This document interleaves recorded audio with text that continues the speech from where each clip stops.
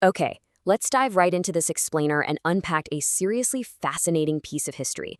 We are looking at the deeply stratified historical punishment system of the Chinese Tibetan foothills, exactly as it was documented by James Hubbleston. It's a gripping look into a world where the law was undeniably severe, but justice, well, justice was anything but equal.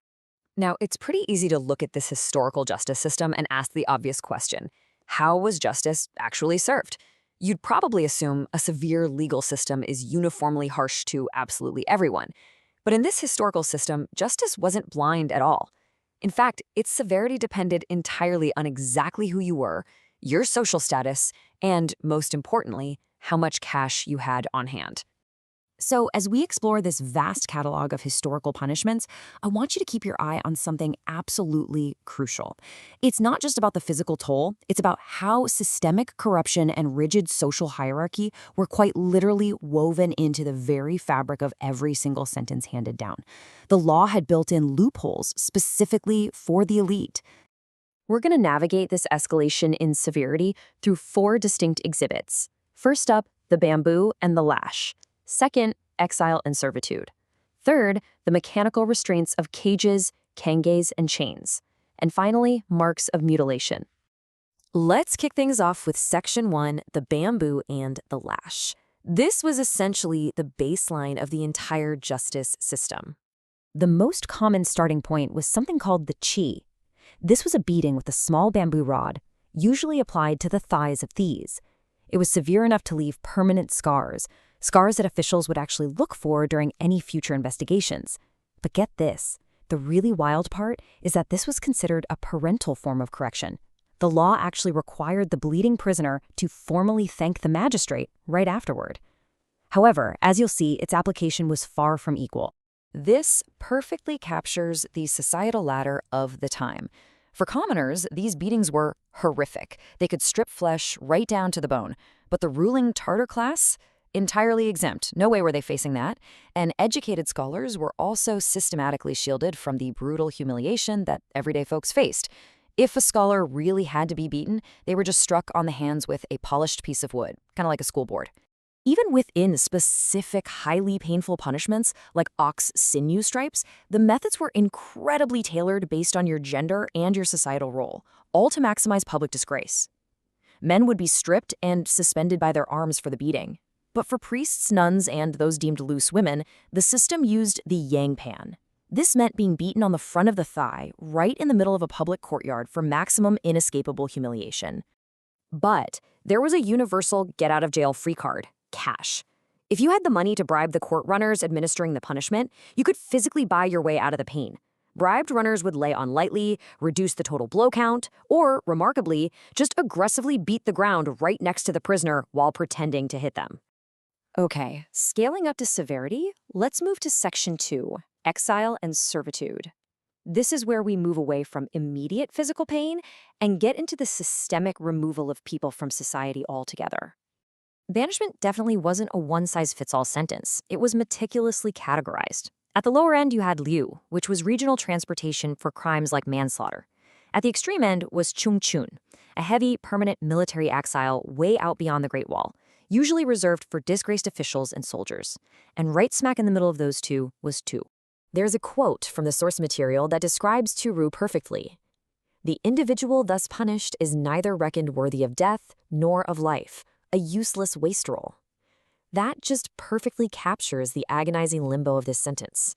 You're confined by night but allowed to wander free by day. You are essentially trapped in a social purgatory, marked by the state as someone entirely devoid of value. And for those doing actual penal servitude or waiting in custody, the conditions were incredibly grim. Inmates had their heads completely shaved upon entry. The only knife they were legally allowed to possess was a sharpened piece of broken crockery. And even in temporary custody at local inns, that constant theme of bribery pops up again. You had to feed the underlings and supply them with opium, or you'd be forced to sleep wearing heavy iron chains. Your choice. Moving right along, we enter Section 3, cages, kangays, and chains. Here we examine the mechanical restraints. The dark ingenuity of these constraints is honestly chilling. The cages ranged from the chunlong, which were standing units nailed completely shut, where you could barely even reach your own mouth to eat, to the horrific maolong, or cat cage. The cat cage was so incredibly low that the prisoner couldn't straighten their back or stretch their limbs at all, turning them into a deformed creature within a matter of months. And then, of course, there was the famous kange, or chia-chin. Imagine a heavy wooden collar weighing anywhere from 20 to 100 catties, which is incredibly heavy, locking your neck rigidly in place. It was a brutal public pillory. Because of the size of the board, feeding yourself was almost physically impossible. If officials decided to forbid local bystanders from feeding the wearer, the prisoner simply wouldn't survive more than a few days. What's truly wild here is how hyper-specific the system was. There wasn't just one standard kange. They had double kanges designed specifically for brothers who wouldn't stop quarreling. There were 3 whole kanges custom-built for groups of gamblers. They even had a specialized lighter foot tub kange meant specifically for tax gatherers who failed to hit their collection quotas. They had to wander in total shame from market to market wearing it. It's also darkly fascinating, maybe a little surprising, to see such poetic names applied to all this misery. Take the yuanyang jia. This device locked 1 foot and 1 hand of 2 different criminals together. It was named after the mandarin drake and duck, birds celebrated in Chinese culture because they supposedly never leave their mates. It's this twisted, bureaucratic mockery of lifelong romance applied to physical confinement. But here again, the inescapable reality of this justice system rears its head. If you were a poor prisoner, you'd endure a heavy iron ring welded permanently around your neck, carrying a chain and bar constantly, and probably earning a lifelong nickname for it. But a wealthy prisoner? Well, they just bribed the blacksmith and the runners, and boom, they got to take the iron bar off for a good night's sleep. Finally, we reach the apex of our escalating tour in Section 4, Marks of Mutilation. These were the permanent markers. These punishments were designed to be completely irreversible. We're talking about the state cutting off ears or using needles and indigo ink to brand characters directly onto a criminal's forehead.